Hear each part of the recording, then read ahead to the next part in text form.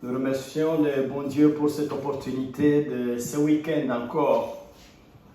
Nous voulons partager la parole de Dieu.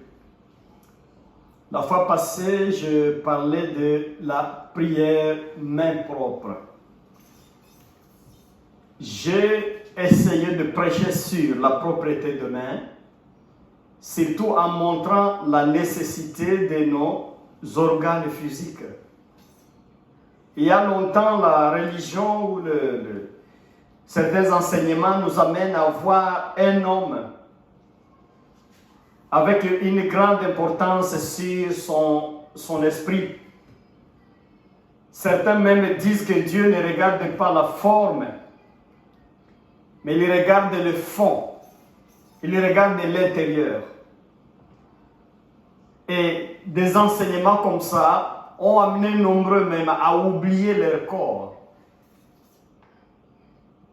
Mais ces enseignements, n'étant pas vraiment faux à 100%, mais doivent être ajoutés, augmentés, disons enrichis. Pourquoi ça? Dieu lui-même a un corps spirituel qui a une forme. Dieu lui-même, en créant l'homme, il a donné une forme à l'homme, une forme physique. Voilà pourquoi je disais ce jour-là, nos mains deviennent les mains de Dieu lorsqu'elles sont propres. Nos pieds deviennent le pied de Dieu lorsqu'ils sont propres. Nos bouches deviennent la bouche de Dieu lorsqu'elles sont propres. La pureté de nos organes, ce n'est pas une affaire purement spirituelle, mais ça touche aussi le physique. Nos corps, c'est le sacrifice à notre Dieu. Quand l'Esprit de Dieu entre en nous, ce qu'il fait, il transforme nos corps qui jadis travaillaient pour le mal, travaillaient pour ce monde, travaillaient pour le roi de ce monde, le prince de ce monde, et pour maintenant donner une autre fonction à nos organes, de rendre gloire à notre Dieu. C'est pourquoi j'ai exploité le texte de Paul où il demande aux hommes de prier main levée, en train de se soumettre au Créateur. Celui qui est digne, c'est Dieu lui-même, le Créateur. Bien-aimé, il y a toujours d'interactions, les gens me demandent, certains, bien sûr. Comment un homme peut être saint? Comment un homme peut être pur, main pure, sans tache? Est-ce que cela est possible? Moi, je réponds toujours par rapport à ce que dit la Bible. Et même si c'est quelque chose qui vient comme un message de Dieu à moi, j'essaie de le situer dans la Bible. La sainteté est possible à l'homme. D'ailleurs, la sainteté, c'est une qualité de Dieu. Et dans tout l'Ancien Testament, il n'y a que Dieu lui-même qui mérite la qualité de sainteté. Seulement Dieu est saint.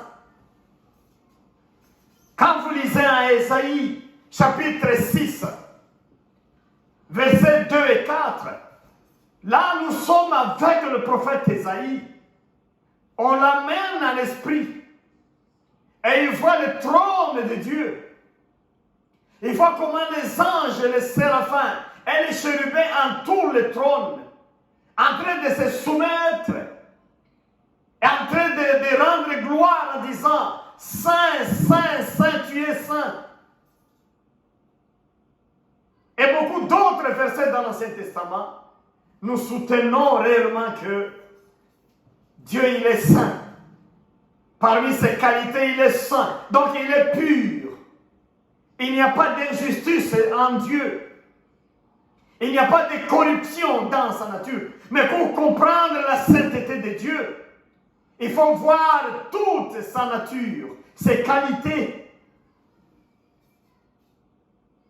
Il est tout-puissant. Il est un Dieu juste. Il est amour. Toutes ces qualités-là qui peuvent aller à sainte d'ailleurs. Voilà ce qui, les qualités, lesquelles rendent Dieu un Dieu saint. Il est 3 fois saint. Quand il s'agit du Nouveau Testament, nous avons beaucoup de versets. Si j'ai une bonne mémoire, nous allons à plus de 68 versets qui parlent de la sainteté dans le Nouveau Testament. Mais je suis aussi curieux de voir, partout on parle de la sainteté, on parle des saints plutôt, on parle des saints au pluriel. C'est pourquoi beaucoup de théologiens pensent que la sainteté dans le Nouveau Testament, c'est plutôt une vocation universelle. Donc, toute l'Église a une vocation de la sainteté. Tous les chrétiens sont voués à être saints. Tous les adorateurs en esprit de notre Dieu, dans la foi chrétienne, sont des saints. Jésus nous a rendu un bon service. Il a coupé le rideau qui nous séparait de Dieu. Il nous a transformés en enfants de Dieu. Nous avons maintenant la dignité d'être appelés des saints. Nous allons même loin dans notre analyse. Nous trouvons même dans l'Apocalypse, par exemple, Dieu lui-même parle. Et il dit à l'ange, l'ange dit à Jean, écris à l'ange de l'église telle, de l'église d'Éphèse, écris à l'ange de l'église de Pergame, écris à l'ange de l'église de Philippe, ainsi de suite, de Thyatire. Bien sûr, la sainteté nous amène même à être appelés les anges de Dieu sur la terre. L'ange dont il est question en Apocalypse, chapitre 2, chapitre 3 là. Ah non, ce n'est pas les anges de cette église-là, mais souvent beaucoup de gens, beaucoup de chercheurs pensent que c'est le pasteur même de l'église qui est appelé ange de Dieu. Puisqu'il est saint, il a la qualité de la sainteté, il a la vocation de la sainteté. Gloire à Dieu. Bien-aimé, si tu es en Jésus par hasard, je voulais encore te rappeler aujourd'hui, notre vocation, c'est une vocation éternelle, une vocation universelle, à devenir saint comme notre Père est saint. Alléluia. La sainteté. Le Nouveau Testament parle 68 fois. La sainteté. Une fois seulement, ça parle des saints comme singulier, mais partout là, c'est des saints comme pluriel, comme nombreux. C'est que nous tous, nous sommes des saints. Maintenant, nombreux ont profité de ça pour penser que Jésus a tout fini à Golgotha. Eh bien, il n'y a plus de péché. Écoutez, d'autres ont lu même la Bible, par exemple, en Jean 3, 1 Jean 3, et verset 9. 1 Jean 3, verset 9. Où la Bible nous dit ceci. La Bible nous dit ceci. Celui qui est né de Dieu ne s'adonne pas au péché, car la vie qui vient de Dieu a été implantée en lui et demeure en lui. Il ne peut pas continuer à pécher puisqu'il est né de Dieu. D'autres personnes, d'autres enseignants, d'autres prédicateurs, ils ont pris ceci. Ils pensent que tout le mal que nous faisons aujourd'hui, tous les péchés que nous commettons aujourd'hui, c'est nul puisque nous sommes d'avance justifiés. Et ici, ça devient un problème. Nous voyons dans les corps du Christ, les gens qui se comportent comme ils veulent. Ils ne contrôlent pas leur langage. Ils ne contrôlent pas leurs paroles. Ils ne contrôlent pas leurs actes, leurs actions. Puisqu'ils disent entre guillemets, nous sommes sous la grâce et nous sommes sauvés par la grâce et nous sommes des saints. Moi, je vais t'informer aujourd'hui, l'homme est invité, il est appelé à vivre dans la sainteté, comme le Dieu qu'il a appelé, c'est un Dieu saint. Les chrétiens et chrétiennes, nous sommes invités dans cette vocation universelle de la sainteté, puisque Jésus qui a donné sa vie à Golgotha, il est saint. Il nous invite à vivre une vie de la sainteté pour ressembler à lui. Jésus a été un homme comme nous. Il a été tenté comme tous les hommes. Et peut-être plus que plusieurs hommes d'ailleurs. Il faut dire ça. Mais la même Bible confirme que Jésus n'a pas péché. Il n'a commis aucun péché. Ça c'est 1 Pierre, chapitre 2. Jésus n'a commis aucun péché. Ses lèvres n'ont prononcé aucun mensonge. Il a été injurié. Il ne ripostait pas. Il ne ripostait pas l'injure. Quand on le faisait souffrir, il ne formulait aucune menace, mais remettait sa cause entre les mains du juste juge qui est Dieu. Nous aujourd'hui, nous ne supportons pas la calomnie. Nous ne supportons pas le mal. C'est tout ce qui vient de l'extérieur. Mais je vais vous dire, bien-aimés, notre vocation universelle, c'est de vivre dans la sanctification, vivre dans la sainteté. Même le texte de 1 Jean 3, 9 qui dit, celui qui est né de Dieu, il ne pêche pas. Le mot grec qui est là, ce n'est pas qu'il ne pêche pas, mais qu'il ne continue pas à pécher. Donc c'est quelqu'un qui améliore au fur et à mesure, son caractère change d'un point à l'autre. Et il devient en un moment quelqu'un qui est classé parmi les saints. Donc il y a des saints dans ce monde. À partir de la vocation universelle, mais aussi à partir de la conduite, du changement de caractère, nous devenons des saints. Alléluia.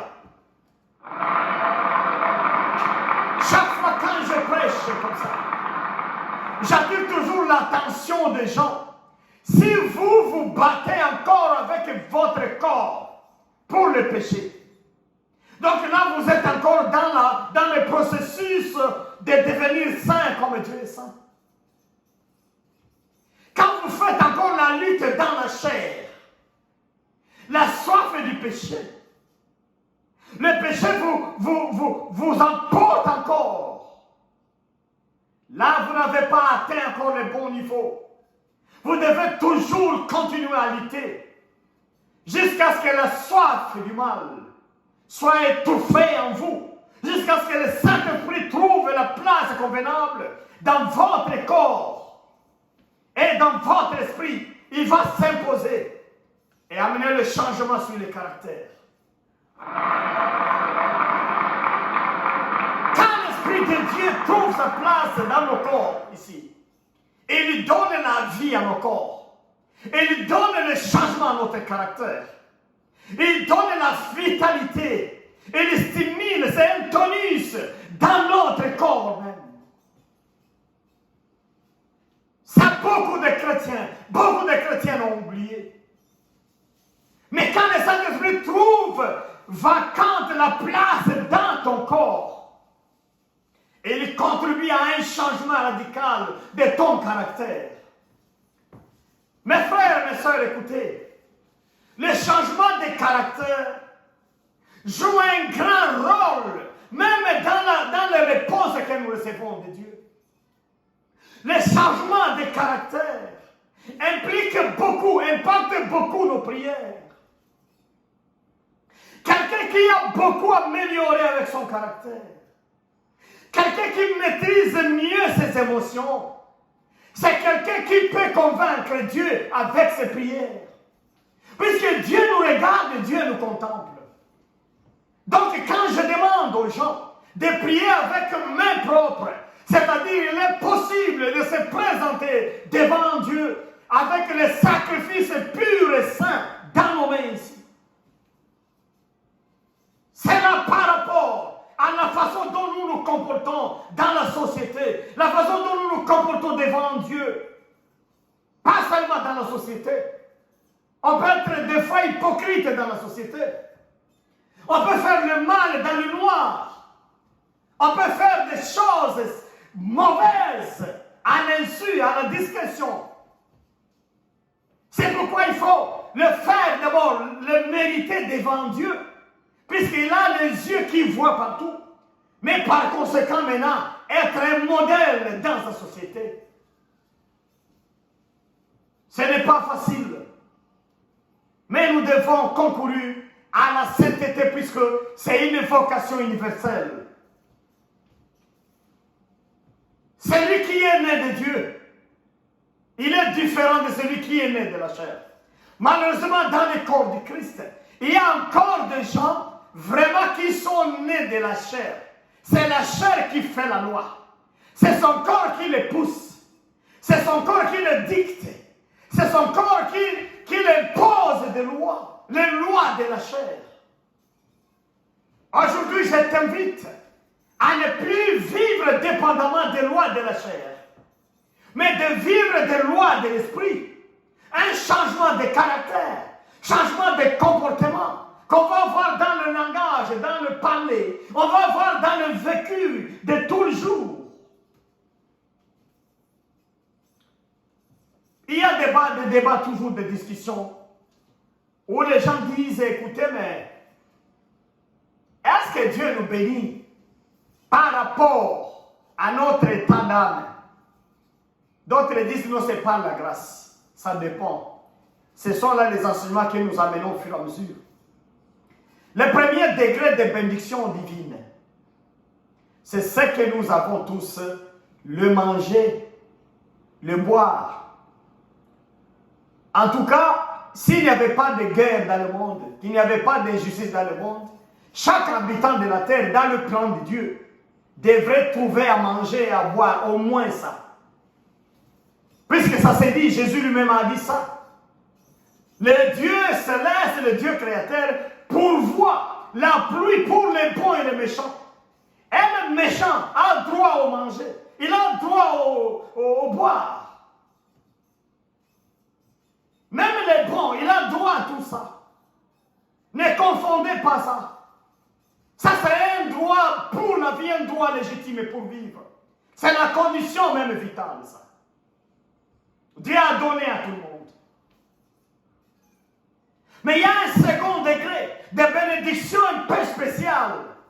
Dieu bénit Abraham, il l'a trouvé juste. Écoutez ça. Dieu a regardé Abraham, il l'a trouvé juste devant ses yeux, il l'a béni. Dieu a béni David, il a trouvé, c'est un homme de son cœur, il l'a béni, a réalisé de grands exploits dans ce monde. Qu'en est-il avec toi, mon frère? Qu'en est-il avec toi, ma soeur? Ne passons pas notre temps chaque fois à nous plaindre, à pleurnicher. Et quand nous regardons nos comportements, nos caractères, la vie que nous vivons, nous ne sommes pas dans la volonté de Dieu, par exemple. Écoutez, Dieu, il est juste. Il est amour, mais il est aussi juste. Il ne pourra jamais te payer ce que tu ne mérites pas. Ce que tu as, c'est ce que Dieu te paye. Et s'il ne t'a pas encore payé, il va te payer. Mais il arrive aussi que tu es attaqué par le mal, ça je sais. Et des fois, Dieu, bon, il veut que tu grandisses dans la foi, mais à un moment, c'est la même chose. Vivons la sainteté, c'est une vocation universelle. Dans ma vie, je n'aime pas parler de mes propres expériences des fois. La parole devrait parler elle-même, ça c'est sûr. Mais je vais te dire ceci, mon frère. De ce que je viens de voir, je suis dans le ministère plus de 30 ans maintenant, je crois, oui. Dans le ministère, c'est presque 35 ans maintenant, dans le ministère. Donc j'ai commencé tôt, le ministère, c'est une chance. J'ai trouvé les gens qui essayaient de chercher la sainteté de Dieu. Dieu ne les a pas abandonnés. C'est une expérience. Les gens qui se sont jetés dans le mal aussi, je regarde ma société, je regarde mes connaissances, je regarde les lieux où j'ai vécu, je trouve que la sécurité se trouve plus dans la sainteté, dans la recherche de la sainteté divine. C'est pourquoi je peux en prêcher comme ça, même si je ne peux pas citer toutes mes expériences cas par cas. Mais je peux avouer que les justes ou l'enfant d'un juste ne sera jamais abandonné par Dieu, par exemple. Tout simplement puisqu'il se comporte selon la parole de Dieu. Mais quand tu veux manger le bien, tu veux mélanger avec le mal, tu touches de tous côtés à la fois, et tu veux avoir la bonté de Dieu, tu vas te limiter juste à la bénédiction générale là, vitale. Mais il y a d'autres secrets, d'autres dimensions que tu ne pourras jamais toucher. Je t'invite à la sanctification, à la sainteté, à une vie de pureté spirituelle et même physique pour plaire à notre Dieu puisqu'il est saint. Quand nous regardons maintenant, même si c'est la vocation universelle dans le Nouveau Testament, mais regardons la loi dans le Nouveau Testament, c'est fort encore, c'est fort encore. Tout simplement puisque Jésus entre profondément avec des choses, la colère, la jalousie, l'impudicité, l'immoralité. Il attaque ces choses.